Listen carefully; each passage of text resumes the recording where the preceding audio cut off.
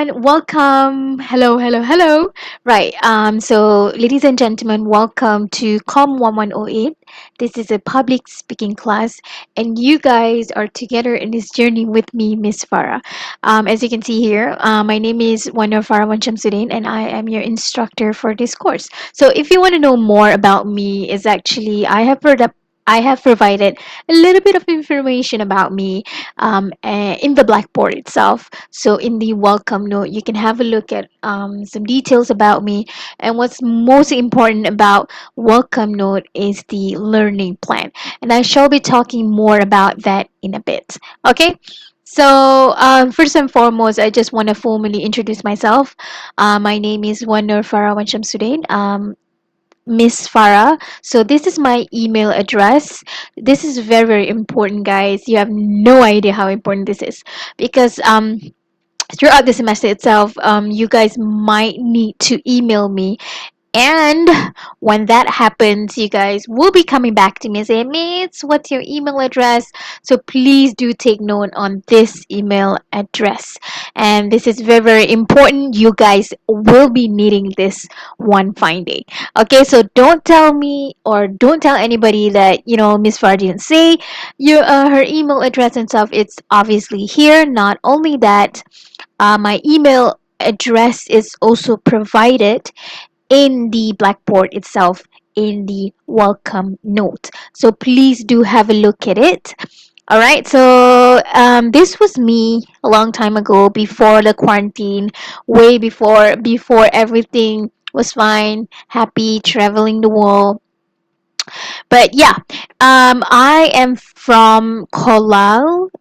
It's a center for liberal arts where I teach courses like English, and sometimes I also teach design thinking and creative thinking, because those are the things that I am very passionate about. Okay, so if you guys are keen to come and meet me, not this semester very obviously, because I'm not based in campus in this semester. As you can see right now, I'm in my own personal space at my home now. So when everything is fine and okay again, and if you want to, come and say hi to me, you guys can come to Kolal office. It's level 3. So if you guys are coming from the hostel, so at the bridge, when you cross it, my office will be on your left. So if you want to gossip, or you want to update me with your life, or you just simply want somebody to talk to, you can come to my office there, and that is my extension number. But for this semester, you won't be needing it, I guess. Okay, right. So another important announcement that I would like to make is that we do have a WhatsApp group, and this is also important because our class on Friday, the schedule has been changed, because I have another class on that same exact time as our public speaking class, and I have no idea how that happened, how the clashes even happened, but it's there. And from our WhatsApp group that I have created, it seems that quite a number of you guys have joined. Well done.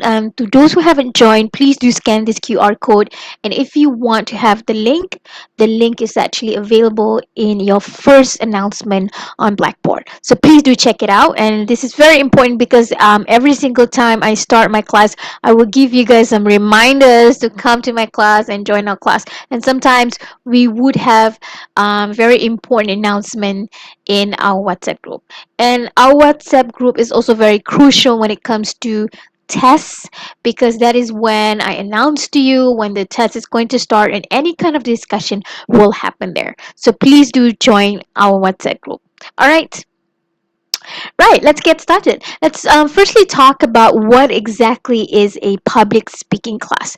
Now, if you guys go and go through the Blackboard itself, sorry. So if you guys go through the Blackboard itself, you would see my COM1108 absolutely novice trailer that I have made. So low quality, forgive me about that.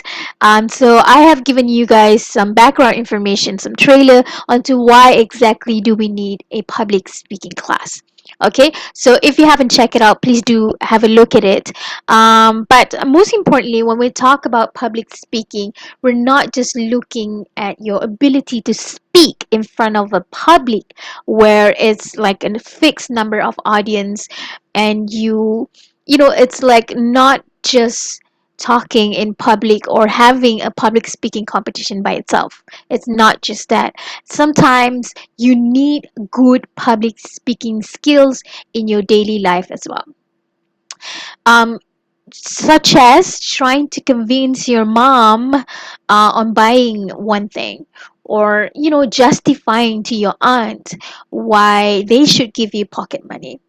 All right, or even most sometimes in most important cases, such as going for an interview and presenting your ideas in front of your bosses. That is when you need to employ and you need to use your public speaking courses, and that is something that I think everyone would benefit from it. And when I because public speaking is something that I'm really, really am passionate about. I did a lot of public speaking competitions back then when I was in high school, and I participated in debate competitions and stuff like that. So I do quite a lot of research on public speaking, and I found that a lot of employers, a lot of companies, big companies, they complain to tertiary education, or they complain to universities, saying that the quality of graduates nowadays are not as good as before, or maybe because the competition is so huge and it's so hard to get a job nowadays, and they just want to hire the best ones.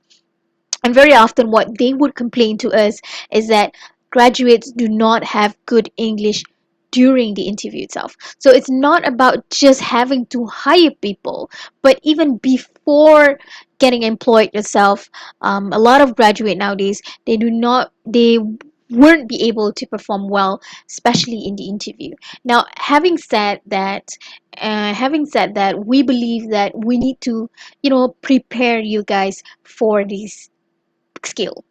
That is why we created this public speaking course. As simple as wanting to train you guys on how to do or how to perform better in something that is a bit more practical and something that you guys can apply more. All right.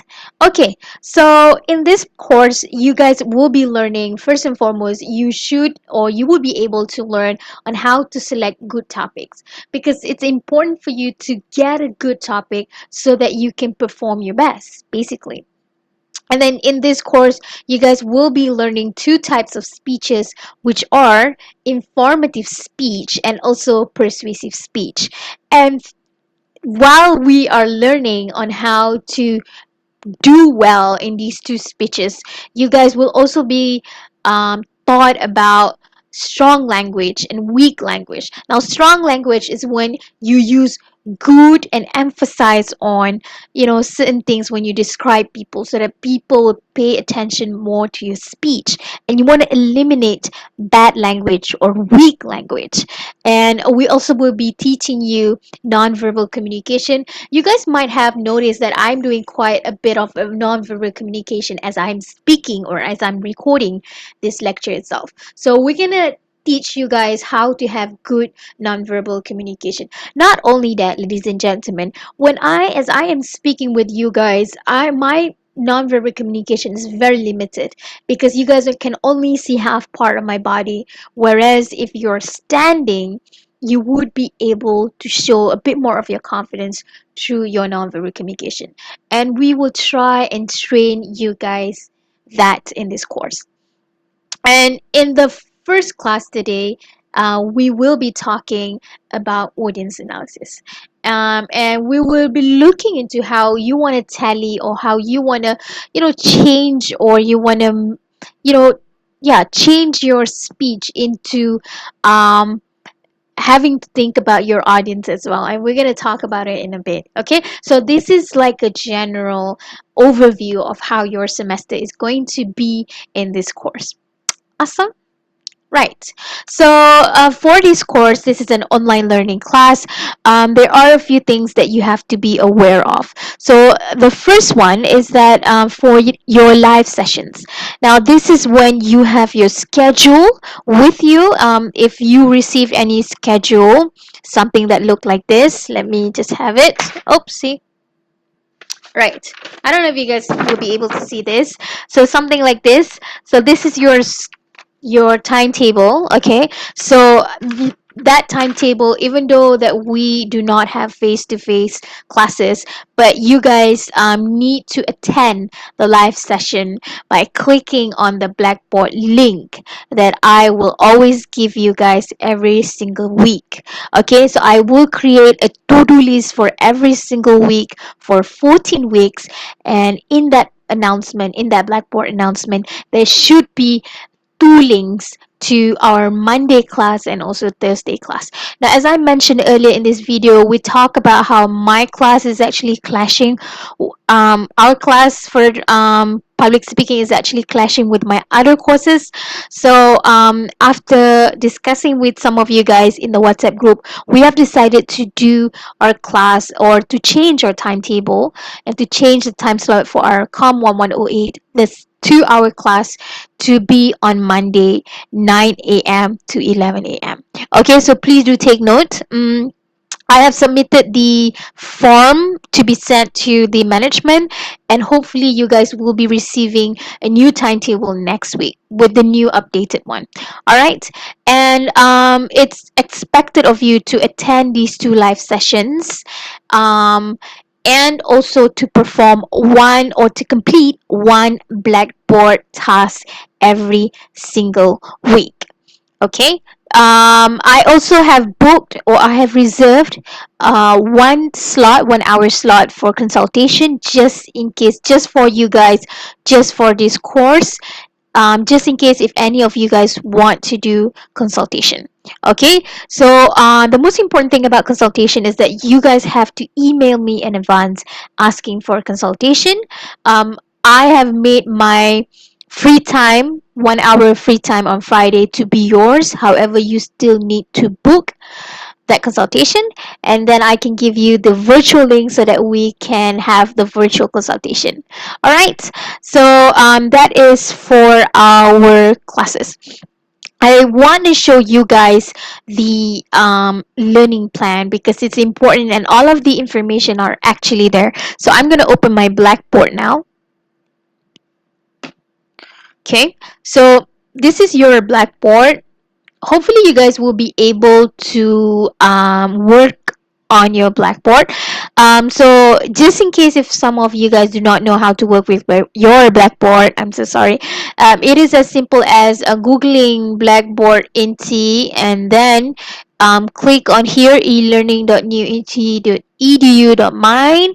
Click on it, and then you'll be able or you will be redirect to this page. Now, just so you guys know, if any of you guys um do not know or not very familiar with Blackboard, so if you look at here, these are very very wonderful videos that the teaching and learning has provided to you guys. So here we have how to submit video using Matchup Cultura. So Cultura is actually a platform where you guys can record like what I'm doing right now.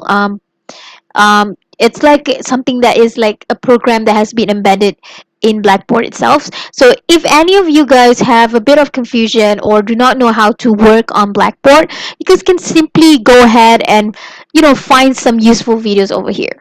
All right, so that is the first tip on surviving online learning. Okay, so we do have a lot of useful videos over here in case if you guys need it. And so if there is a help for student, if you need any help regarding anything else, I think you can go and find help here. There should be some instructions around somewhere around here. All right, so that is the first thing. Now, once you have redirected into this page, normally, okay, so you would find a list of your courses over here, but to me, it's too confusing. Now, what I would normally do is that I would click on here on the right corner here. We have courses over here, so normally I would just click on it and let me drink my coffee. Hmm? And then um, there you have it. So these are your lists of courses that you're taking for this semester. Now, what I like about this, I'm just going to give you guys some extra information, if you can say it. Okay, so if you see here, all of these courses are listed based on the semester that you guys have. Okay, so if you guys are first year for semester, perhaps you won't have as much courses as this, but please be minded that those courses will be unavailable, and those courses will you won't be able to access the documents after the semester ends. So I would suggest you to download all of the necessary information, necessary slides or notes that you feel that it's important. Please do download it before the semester ends. It's very important. And a lot of students keep on asking me like, Miss, can I get your slides? It's not no longer available. Okay, so that is another thing. And I also want to tell you guys a few things that maybe a lot of students do not know. um, is that a lot of you guys don't know your section. I know it's pretty much given in a sense that you should know your section when you enroll, and it should be available in your timetable already. But just in case if you do not know your section, this is how you see it. Okay, so let's see here. This is last year, August 2019. This is our semester now, August 2020. Now, if you look at this list of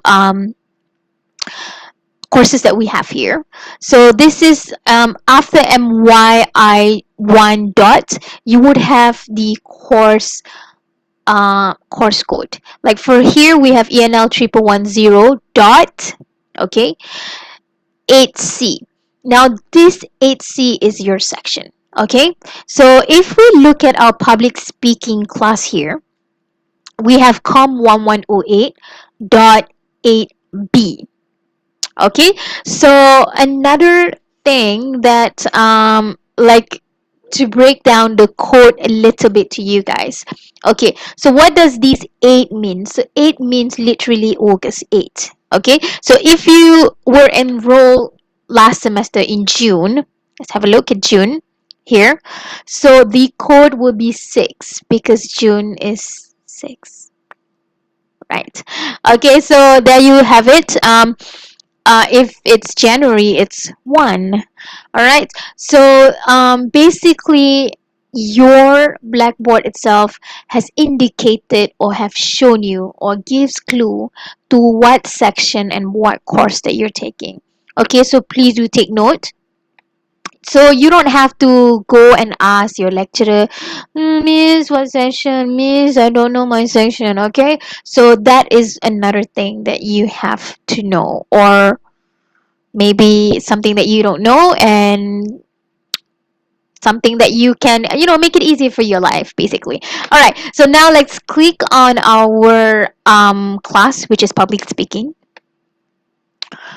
Doo-doo-doo-doo. So this is your blackboard really, but this does not look like your blackboard because this is my blackboard, this is my access. Your blackboard will look something like this.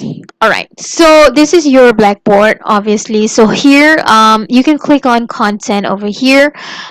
So if you guys, sorry, if you guys were looking for announcements, sorry, if you guys were looking for announcements and stuff, oh my god, right, so if you guys are looking for announcements and stuff, so this is where you find your announcements. Now, very often in every single week, I do copy this announcement into your email as well, because some of you guys perhaps do not notice the announcements, but you guys can actually download an app in your phone, or if you have an iPad, you can download the Blackboard app in your mobile phone or any kind of devices that you have. so that you can get the latest announcement in your mobile phone. Okay, but I was just afraid that some of you guys perhaps do not have that, so I kind of give announcement or copy the announcement into your email address as well. Okay, so that it's also easier for you guys. All right, now what you guys can see in your blackboard is this. Right, so the first thing that I want to show you guys is the welcome note. Now, just now I talk about welcome note in a bit. You guys can stalk me here. I did a self-introduction video which was completely noob, if you can say it. So forgive me, guys. I don't know. Right, I also did a trailer. So if you guys want to watch and listen or be excited about it, you can watch this. And most importantly is this one. Is this the latest one? Let me check. Let me check. Oops. So this is not the latest one. Let me. I don't think I have uploaded it yet. So the latest one is. Wait.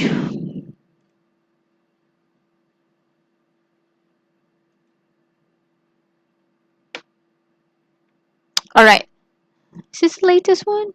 That's not latest one. So let me show you this Word document that I haven't uploaded in your Blackboard, but you guys will be able to see it after I upload this video. All right. So this is your weekly learning planner. Now, because we changed our timetable, so I had to change this as well. So for this week can be a little bit confusing for you guys, simply because our class tomorrow on Thursday is falls under public holidays. So I will be replacing this class next week because I don't want just to have like, just me talking and not much interaction. It wouldn't be fun for me. I want it to be very interactive. After all, this is a speaking class, guy. This is a public speaking class, so we need to interact with each other, not just me talking. But what I'm doing right now is to prepare or preparing a recorded lecture to replace our Friday class, because as I mentioned, I have another class on Friday, so I wouldn't be able to join the class with you guys. But I want you guys to use that time to actually watch this lecture and also complete your task online. Okay? And as you can see, what's wonderful about this weekly learning plan is that it does give you a summary of what you guys will be learning that week, and also what are the assessments that is going on that week as well. So as you can see, the first assessment that we have here is a presentation, and then we're going to have our first test in week 6. So all of these necessary information are already available in your weekly learning planner, so please do check it out. This is super super important. Okay, right, so I'm going to move forward now. And because this is an online class, it's important for me to see your online presence. I need you guys to be active online and performing online, because this is an online class. And I know it can be a little bit different and a little bit difficult to understand, to fathom, if you can say it, because how do we learn public speaking online, miss? I know it's going to be hard. It's going to be something that is slightly mind blowing, but we can.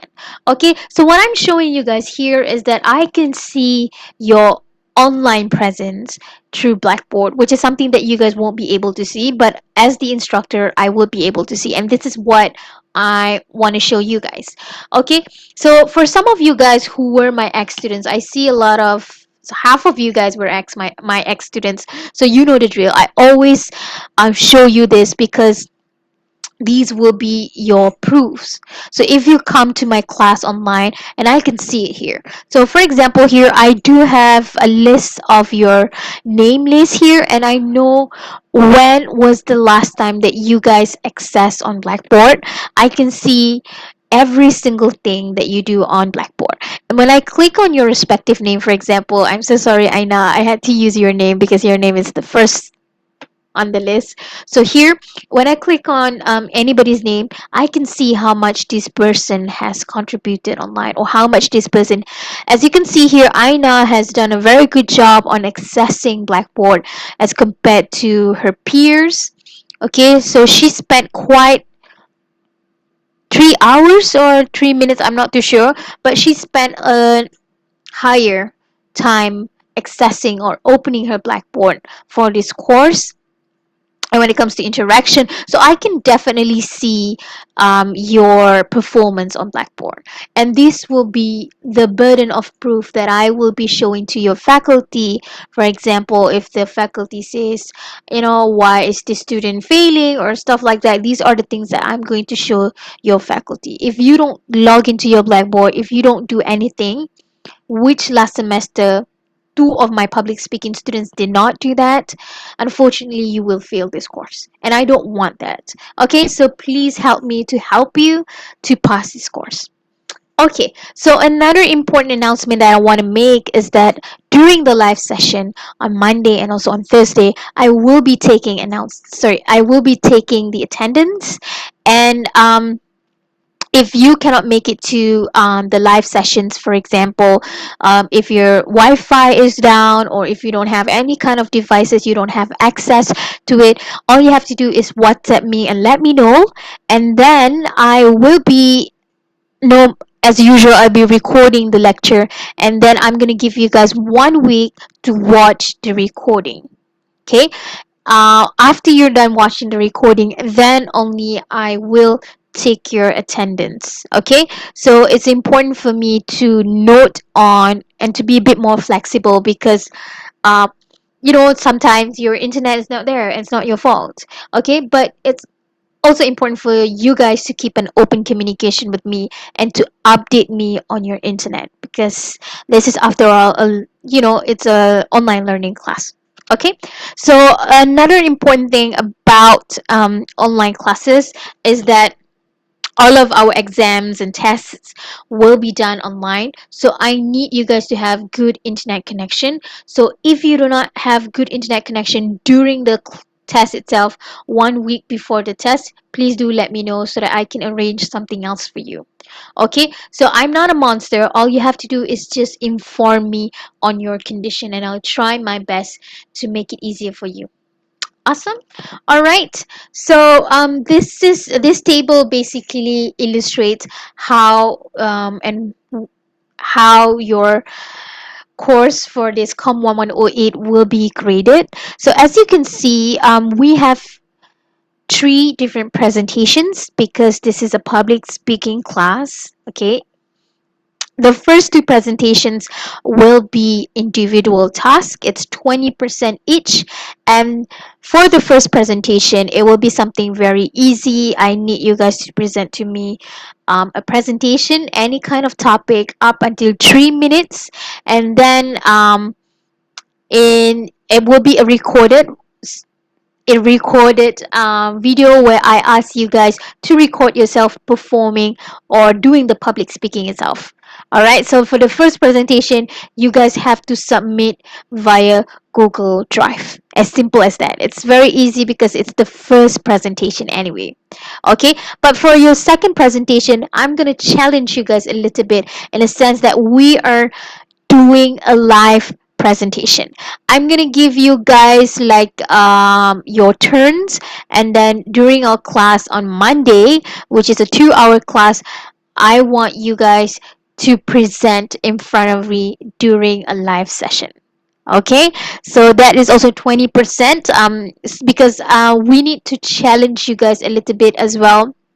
And please note that when you record and also when doing live presentation, it's absolutely two different scenarios over there. All right, and lastly, for the third presentation, it's a group presentation, where you guys have to work with your group members, and then you guys record your own part, and then you upload your whole video in Google Drive. It's something similar to your first presentation, but instead of doing it individual, you guys have to do it as a group. Okay, so we have two tests as well, because this is 100% coursework, which means that you guys don't have a final exam. Woohoo! Nice, right? Okay, so there are two tests because we need to know that you guys understand the concepts and also the theories that we have been teaching you guys. So we need to measure that as well. So both tests will be done on Blackboard online. Okay, so it's important for you guys to note that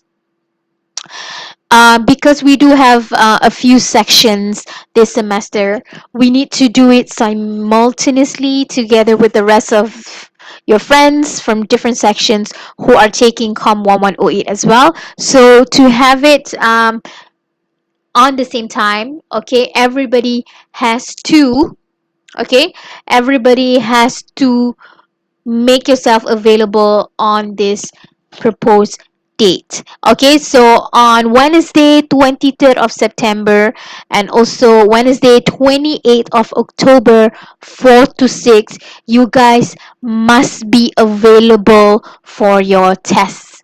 And I'm telling you in the beginning of the semester because I don't want anybody else to book you guys this. Okay, it's important for you to be in the test, okay, because that is 15% each. All right, okay, so we book you guys on Wednesday 4 to 6. You should not have any other classes during that time. Okay, it's going to be online on Blackboard, and I will be giving you guys more details about it before you guys go for your tests.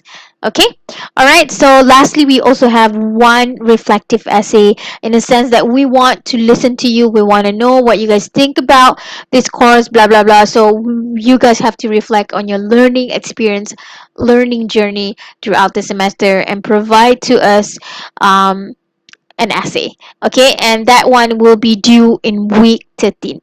Altogether it's 100% coursework, so you guys don't have to go for final exam. That's great, right? It's great. Okay, so I'm just gonna straightforwardly tell you guys this. What are the things that will be coming out or will be tested in your tests are these topics. So again, please make sure that you guys are available on Wednesday 4 to 6 on in week 6 and also week 11. Okay, all right, so now let's get into it. Let's talk about audience analysis. Before that, hmm.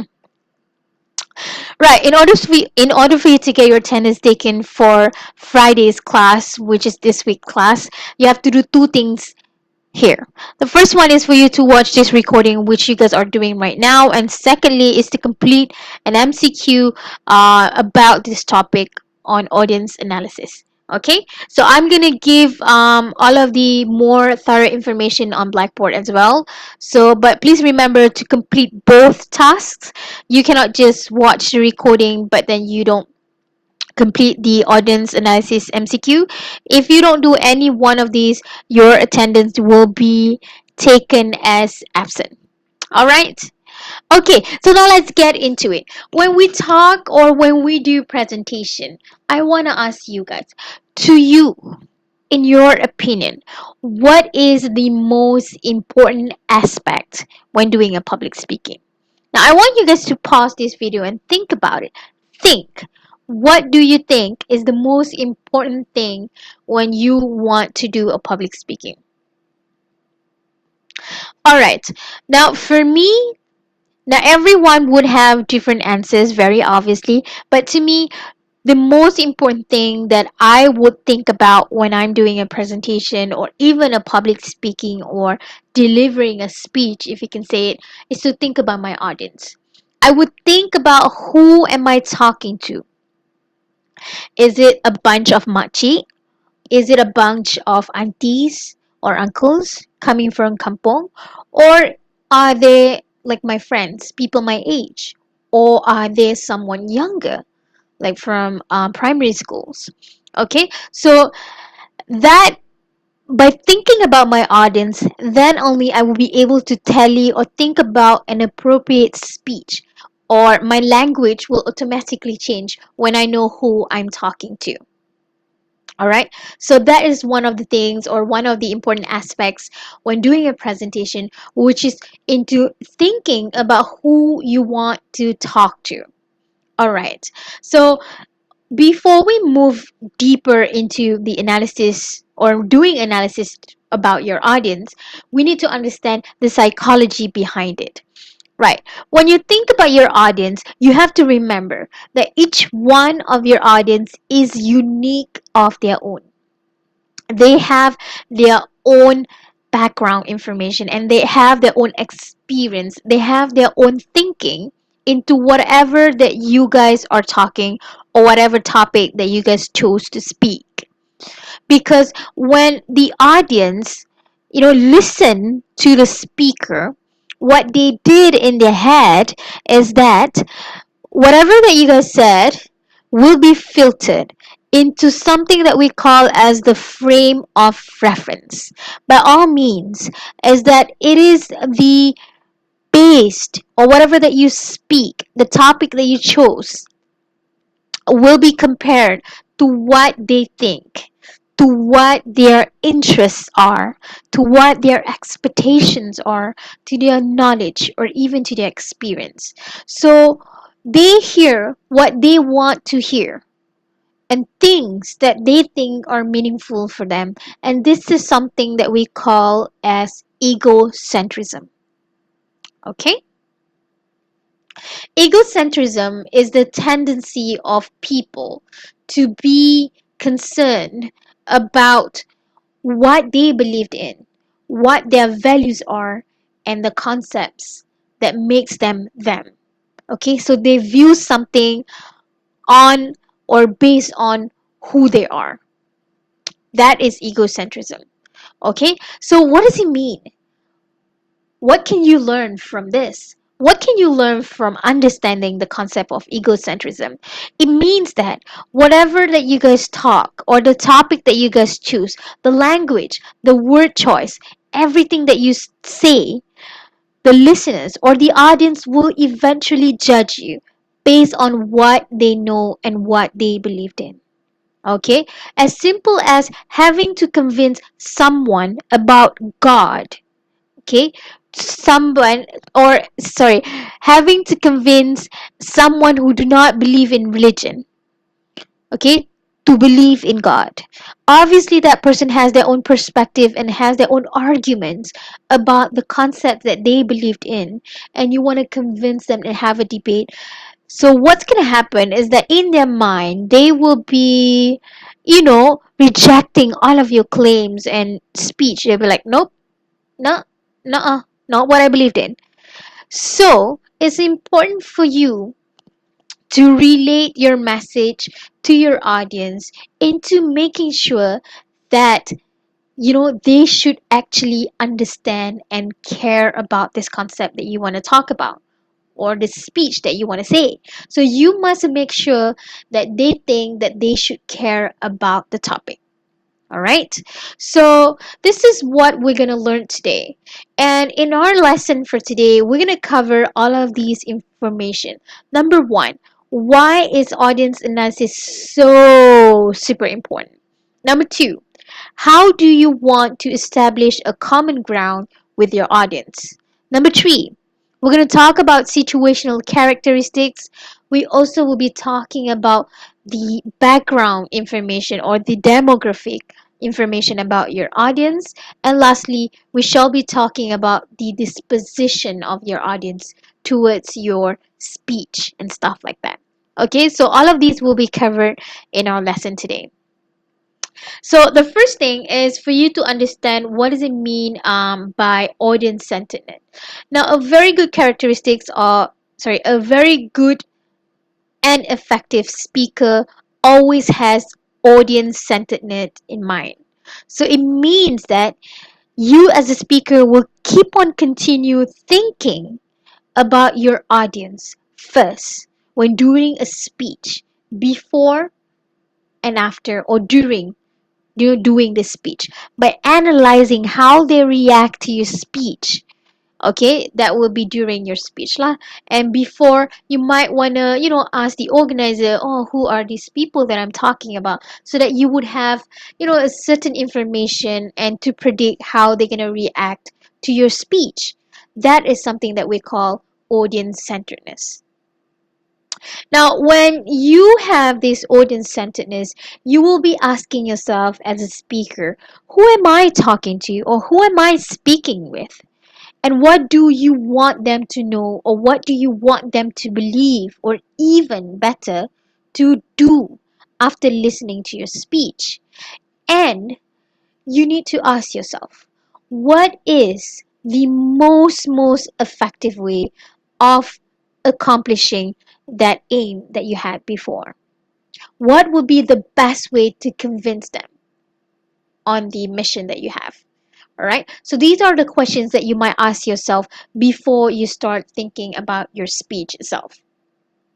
Now, when you want to tailor your message to your audience, it means that you want to make your audience feel very interested with your speech, and you want to improve your credibility as a speaker. Now, credibility is when how you are able to convince your audience that you have what it takes to talk about this speech, and they would believe you. All right. And not only that, when you are able to tailor your message to your audience, you would have a better receptive audience. Okay, they would receive your message even more because you tailor your message to your audience. And in order for you to do that, first and foremost, you have to establish a common ground with your audience. You have to find something that is similar from you as a speaker with them as an audience. And then you need to share your beliefs, values, and experience with your audience. Then only they can trust you as a speaker. Then only they would not deny your credibility as a speaker when talking about that speech or talking about the topic itself. Okay? Now, when you want to establish the common ground, the similar experience, the similar belief with your audience, you need to consider these things. This is something that we call situational characteristics. Now, situational characteristics are the factors on the speech setting that you observe before you actually give the speech itself. So, for this, we have audience size. How many people do we have during the speech, not their body size, okay? How many number or the number of people who are listening to your speech. Number two, you have to think about the location or the physical setting of your speech. Number three, you have to think about the time. Now, time here have two things. I'm going to explain about it more. And lastly, you have to think about mobility.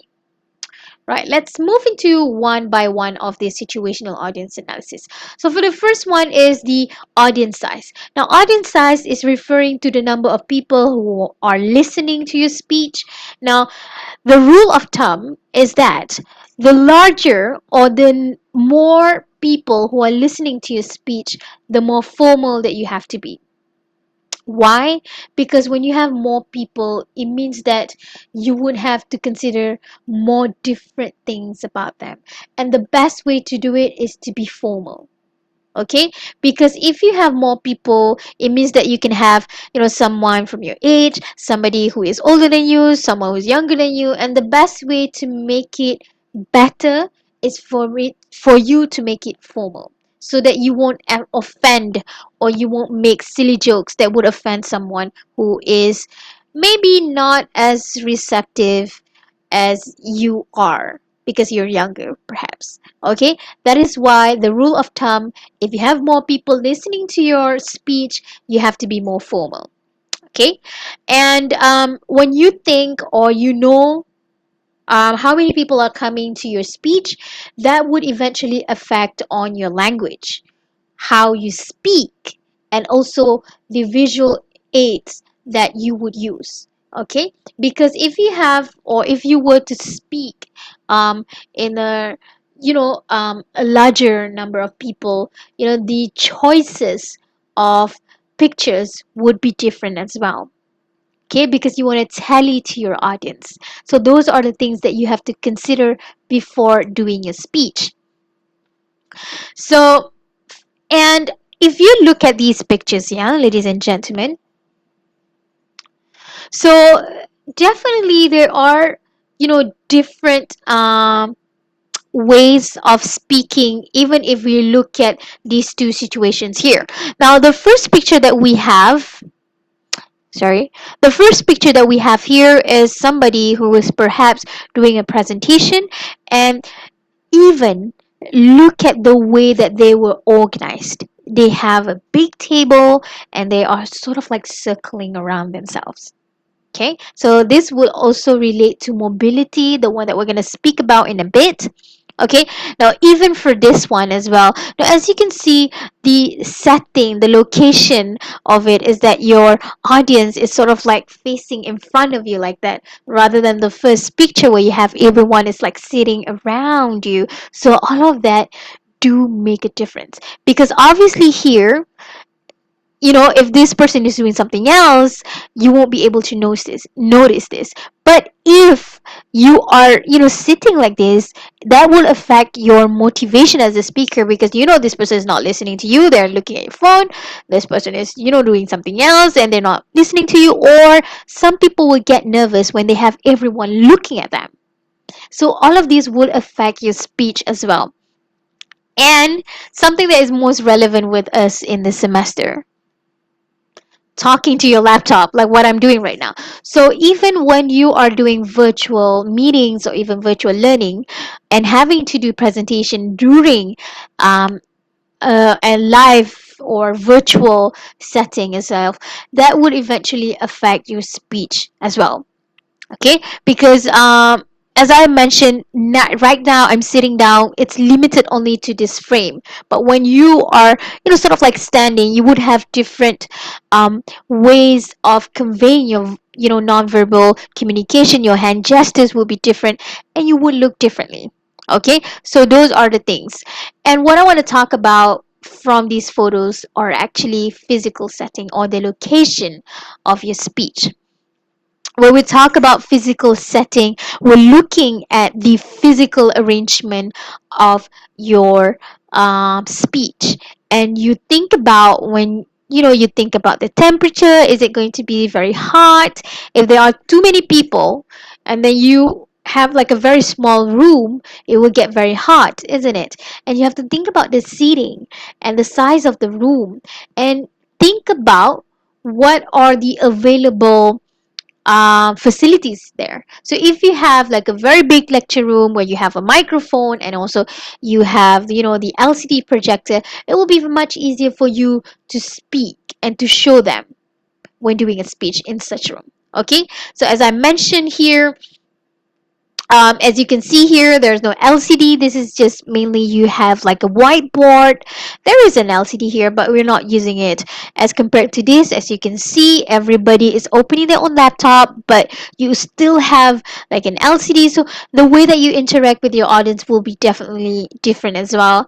And like this, it's also different. So those are the things that you have to consider before thinking or preparing for your speech.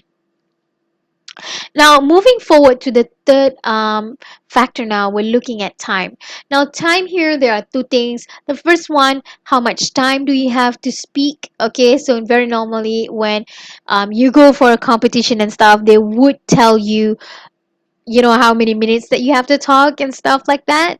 Or even if they invite you to do a speech, they would tell you in advance how long is the speech going to be. Okay, so number two is referring to your audience body clock. And this is one of the important things I feel that I always think about. So if I were to talk or have classes or, to do a speech when it's very morning, like 8 a.m., okay, I know that a lot of my students or a lot of my audience will be so tired and wouldn't be able to come to the class because it's too morning, which is why I do our class at 9 instead of 8, because to me 8 is maybe too early. Or even when they invite you to do a speech after lunch, your audience going to be sleepy because they are full. All right, so those are the things that you have to consider before preparing your speech. When is it going to be? All right. So we also want to look at mobility now. So mobility is looking at how your audience will be seated or positioned during your speech. Now we have two things here. The first one is stationary. Stationary is when your audience has like a fixed um has a has a fixed place that they have to stay, and very often it will be like the lecture room where all of the chairs are fixed and you cannot move around. Okay, we also have mobile audience. So mobile audience is when you have like a empty room and then you can basically move around the class so that you can, do a bit more with your audience. So you can think about some activities that you can do with your audience. Okay, so I just want to share with you guys, whenever I do classes, if we were to have a face-to-face classes. Okay, so these was taken by my students. They took it when I was doing class. Okay, so here, as you can see here, the position of the class. Okay, so it's very fixed and stationary in a sense that we have tables, we have chairs, and when we do class or when we're listening to lecture, your audience will be seated at a very fixed position, okay, like this in class, which is why when I have face-to-face class, I don't normally very like doing my class in the class. Okay, so I always ask my students, or very often I would invite my students to go to interactive room, which is in the library. But right now we're doing online, so we can't do this. But normally, sometimes I would invite my students to go to the interactive room simply because it's a bit more chill there, and my audience or my students will be able to move around and do a little bit more activities rather than just stay in one fixed place. Okay, so those are the things that you have to consider when doing a speech. Okay, so you have to think about your audience. If your speech requires you to have your audience to be involved and to do some activities with you, so having access to a bit more room can be good for your audience. Okay, or another thing is when you have like a poster presentation like this, you would see that there are different, vibe or different ways of you having to present when you have to do poster presentation like this. So when you think about your audience, when you think about how they would move around from one thing to another, it will be a completely different dynamic, and those are the things that you have to consider before deciding how or what you guys want to do with your audience in your speech. Okay, okay, now let's move forward now into audience analysis. Before that, just gonna drink some water.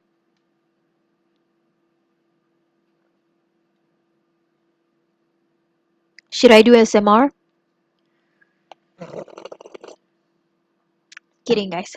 All right, so when we think about audience analysis, we also think about disposition. Um, in this disposition, we shall be talking about three different things. The first one is disposition, or how do your audience feel or think about, firstly, the topic itself, the topic that you guys choose. Number two, their feelings, disposition, their perception towards you as the speaker itself. And lastly, disposition towards certain occasion. Okay, so why are you doing this speech? Is it for graduation? Is it for a wedding?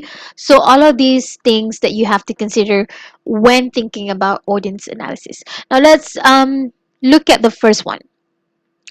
When we talk about disposition towards topic, it's basically looking at the interest itself. Now, in your first presentation, you guys can choose literally any kind of topic. It's a free topic. You guys can think about or choose whatever topic that you want to do. And for that, you have to remember, before choosing the topic itself, ask yourself, Is your audience going to be interested in the topic?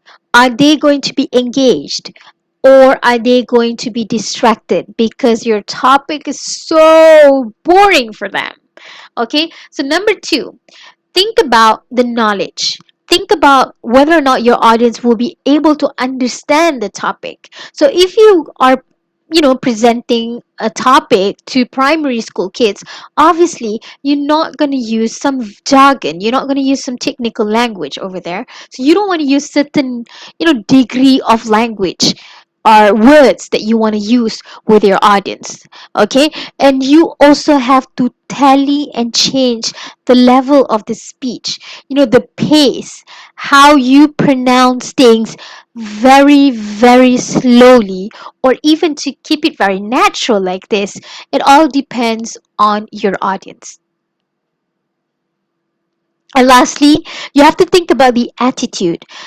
So sometimes, as I mentioned, every single person in your audience has their own background information, has their own experience. It could be good, it could be bad. Okay, and if you knew that your audience did not like, or you know disapprove your topic, how would you change it? How would you make it better? So those are the things that you have to think about when knowing about your audience. If you know that your audience or somebody who perhaps have no knowledge about maybe AI, for example. Okay, so do you think people at Kampong would want to listen to AI? So those are the things that you have to consider and think about before when you talk about how your audience would perceive your topic itself. Okay, and when we say attitude, is actually referring to a frame of mind, whether or not a person, they like or they dislike a policy, another person, for example, even a belief, a concept, or even an institution itself, because everybody is born in different background, in different context, in different social economics, in different experience, and you cannot know it, but you have to understand and have empathy on it. All right, so when we also talk about this position of how your audience would perceive you as a speaker, is number one, whether or not they will be able to have that kind of understanding, um, so that they would not be colored by your credibility as a speaker.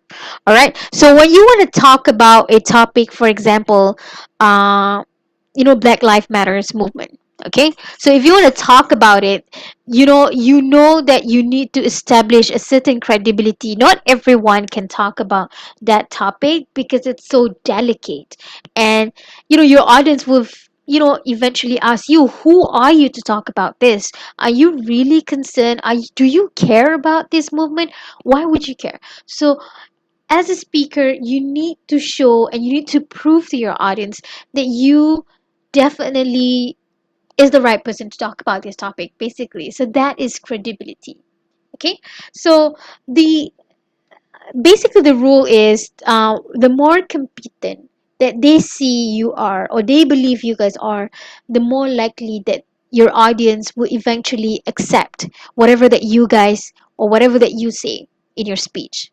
Okay, so if they believe that you have their best interests, you will eventually have more positive response from your audience. Okay, and we also want to think about the occasion. All right, so before you decide on your speech, you have to think about this the context of your speech. Is it going to be a graduation speech, or is it going to be like a political speech, or is it going to be a wedding speech, that you will you know you want to give a speech in a wedding speech, in your best friend's wedding, for example. And you have to think about the content of it. So you have to think about why are you here and who is listening as well. All right, So moving forward now, we want to discuss about demographic now. So demographic is anything that focuses on age, on gender, on religion, on sexual orientation, looking at someone else's group membership or racial or ethnic or even cultural background. And it's important for you to know these information because you would have a unique experience in one of these group of people. Okay, so basically, when you think about demographic or having to think about the or you want to analyze your audience in a context of demographic, you have to consider or you have to identify who you're speaking with. Okay, so think about the importance of knowing these factors into your topic that you want to talk about. Okay, and as a speaker, it's important for you to establish common values, common goals, and common ground. And this process is something that we call as identification to make your audience believe that everyone here have the same values. You and I are the same. We are both human beings and we both can end this. Hence, stop using plastic straw, use metal straw, something like that. Okay. Right. So, when you think about demographic, you would eventually know that different people or different group of demographic would have different reaction to your topic that you want to talk about. Now, if you consider age, younger people and also older people would have different response to the topic that you want to talk about. And even for gender, they would perceive different topics as a bit more interesting as compared to another. And even to think about sexual orientation is also different people would eventually perceive differently from one thing to another. Okay, so those are the things that you have to think about before deciding on your topic. Let me give you an example here. So we have a speaker here, Mika Nakamura, is a food nutritionist, and the aim for Mika when delivering a speech is mostly to have or the aim is to make good food choices so that the audience will be able to use or to make good food choices basically. All right, so as you can observe here, even with the same objective, which is making good food choices, Mika would use different strategies when dealing with different groups of people. Now, when dealing or when giving speech to school children, Mika would do a bit more hands-on activities. So when creating or doing a speech with school children, Mika would ask the audience to prepare together with her simple, nutritious shake together with his children.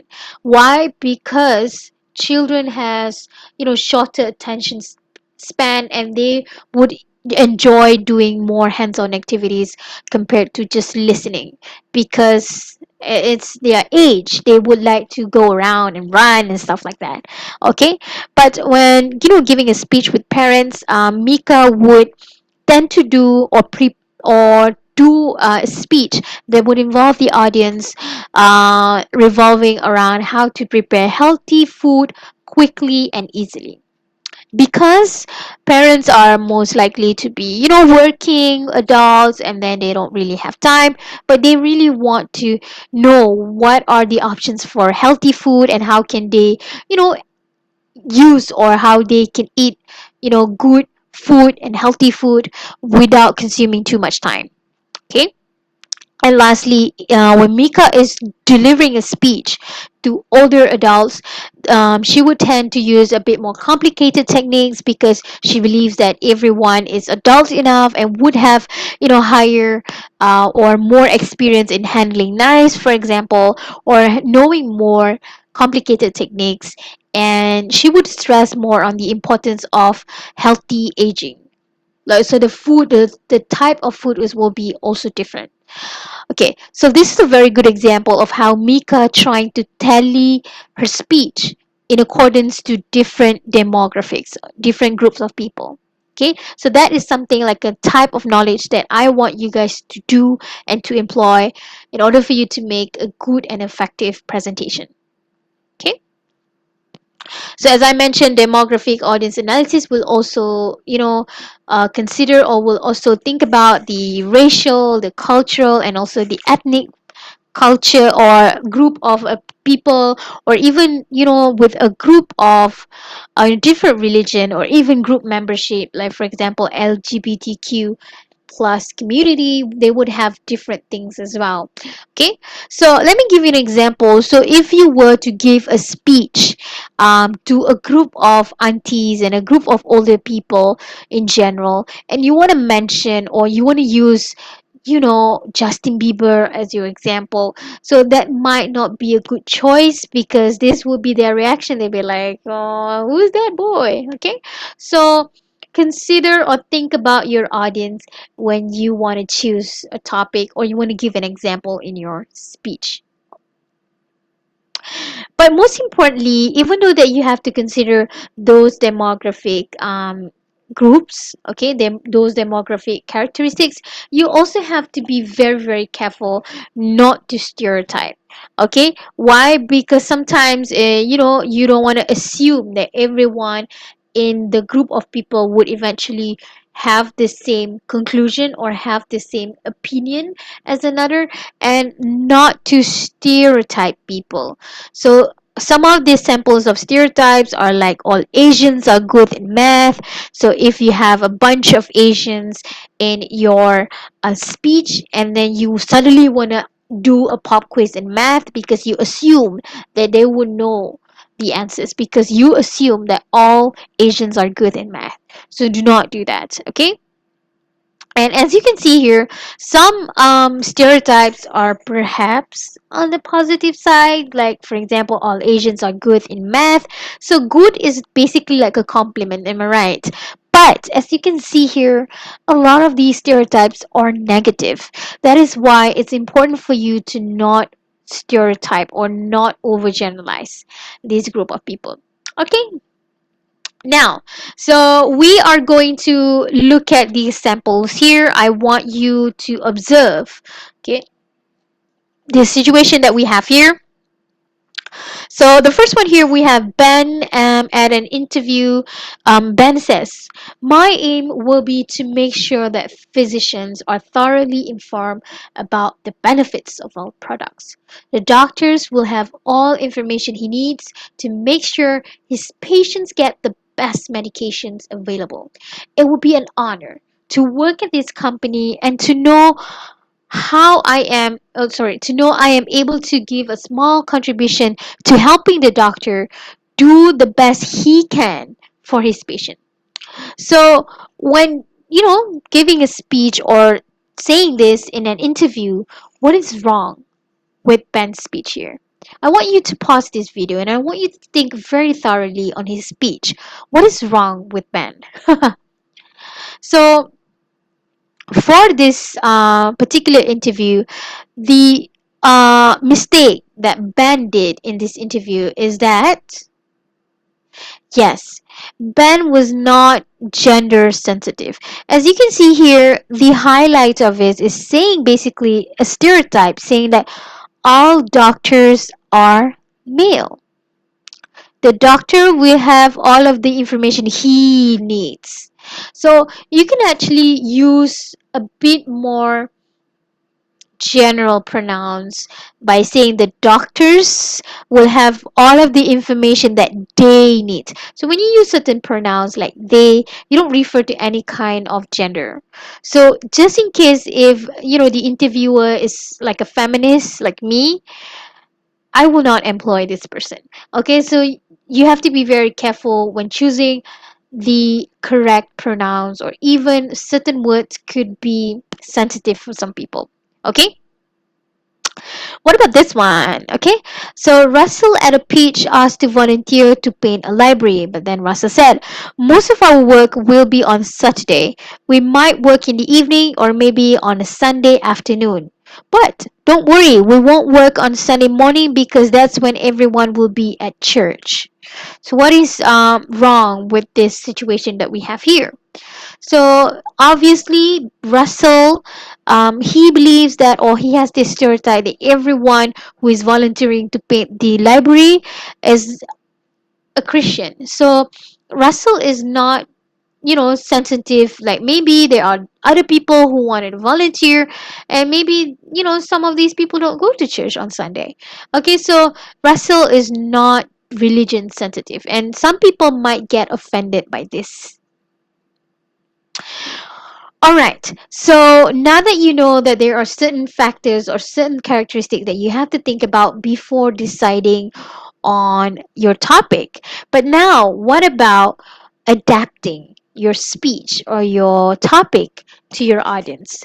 So, when adapting your speech, there are literally two things that you have to think about. It's before and also during you your speech. So when you want to prepare for your speech before you go and talk in front of them, there are two things that you have to do. The first one, think about how your audience will respond to the speech based on your information that you got. So before deciding on your speech, okay, think about how your audience will eventually respond to your topic. Try to adjust your speech to make it a bit more clear and convincing. Think about your language, think about your visual information that you want to use to make sure that your speech is a bit more clear and convincing for your audience.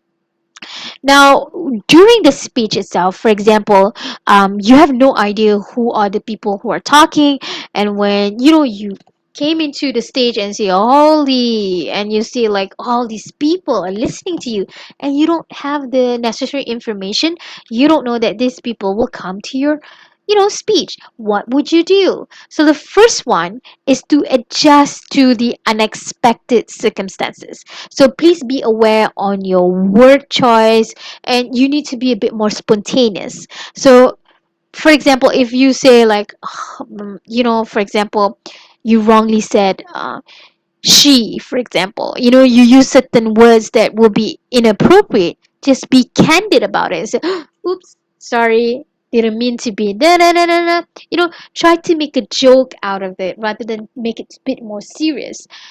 Try to make them comfortable by saying, I do realize now that there are larger people or larger demographic and population who are listening to this, and you change your attitude, change and make it a bit more, you know a bit more comfortable and a bit more receptive for the people who are coming to your speech. Okay, also another good tips is for you to actually observe how they perceive. Do they look interested, or are they frowning? Do they look angry about your speech? So those are the very very things that you have to look on your audience when you are doing your speech. Okay. All right, so we have a situation right here. So Sharon here wants to persuade her classmate to vote for the members of the student body government. So how or what should Sharon do to make them interested? So in order for them to make them interested, okay, so Sharon might want to talk a bit more on the issues on the campus, because her audience now are the students who goes to the school. So she might want to concentrate a bit more on the issues in the campus, and try to convince them how these people or how these committee members can actually help them to solve these issues. And you or Sharon might want to demonstrate how the voting procedure could be, because a lot of students do not know how to do this. So Sharon might be a bit more want to be a bit more practical into doing this, what they should do, what they shouldn't do. Okay, for the second situation here, halfway through your speech on important concept in economics presentation, your audience look confused. How would you solve this? So what you can do is firstly pause. Okay? Then ask your audience. If they look like they're frowning, they look confused, first ask them, what do you think about this? Can you understand about this? Or one thing that is a bit more easy is for you to use a technique called body pull. Okay, so you can ask them, if you can understand this, Reza, or show me your thumb. If you cannot understand this, show me, or show me your fingers, like two fingers, for example. So you can use the parts of your body to ask your audience to get like a quick survey on whether or not they can understand about the concept that you have said or your speech.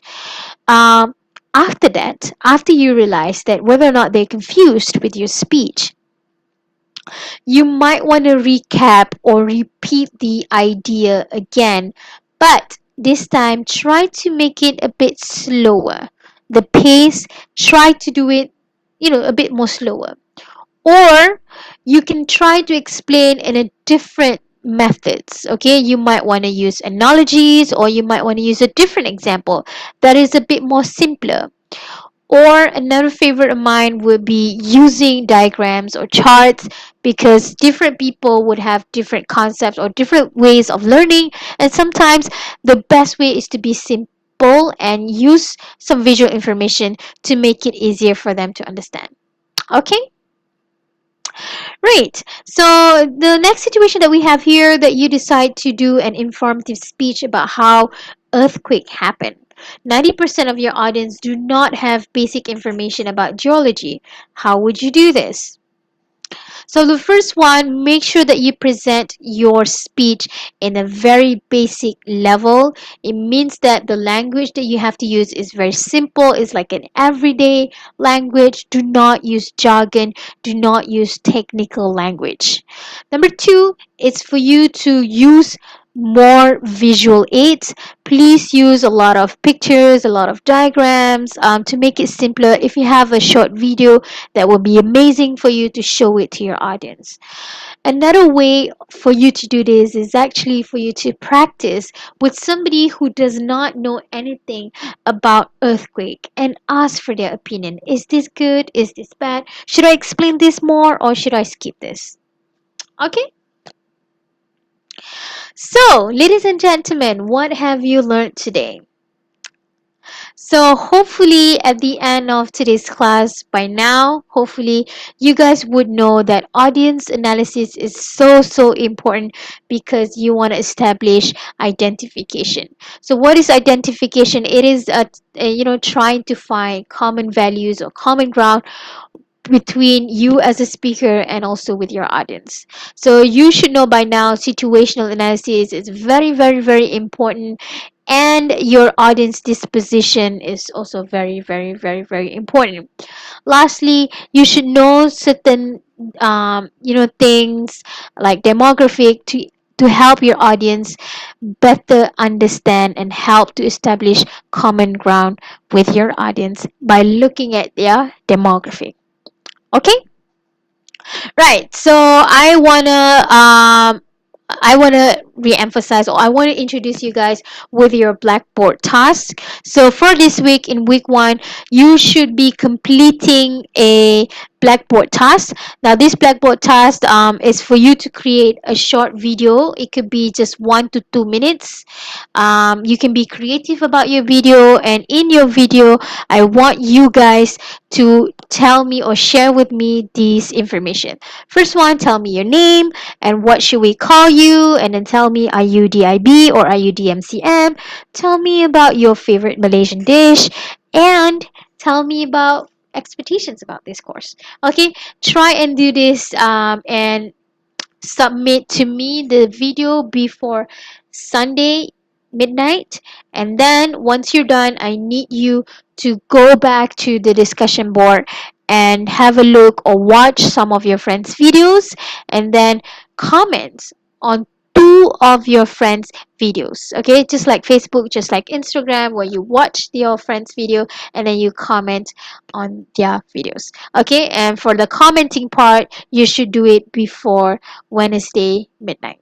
I want to show you guys some samples and examples that my students from last semester did, which I think was very incredible and awesome, and I think that you guys can learn from this.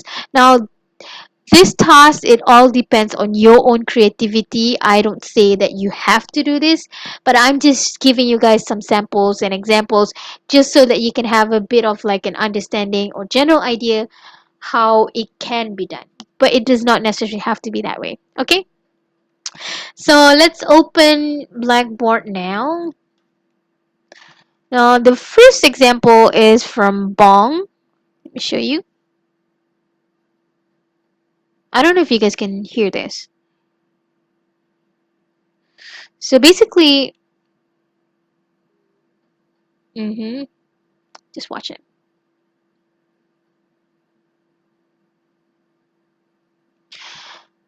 So using the questions that I gave you guys just now, just try and tell me about it. And another video is by my other student. She's very cute. Yeah, be creative about it. Try and be different. Try and do however you want to do. And if you think that you want to edit, see Weishan, she do a lot of editing over here. So if you want to do that, go ahead and explore. I think I would be very interested into looking at how you guys will do your self introduction this way. Okay, so let me teach you how to do it. So sorry, not this one. So in order for you to do the first task, Blackboard task just now, you can click on here, week 1, and then this one.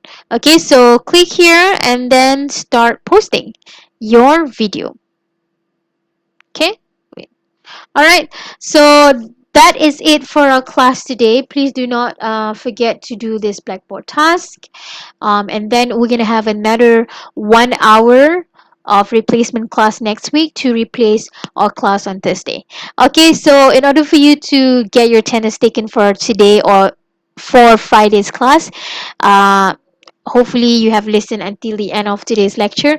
And also, after listening to this lecture, please do go and answer some MCQ questions about audience analysis. All right. Thank you so much for joining me, guys. Thank you and have a great week. Bye bye.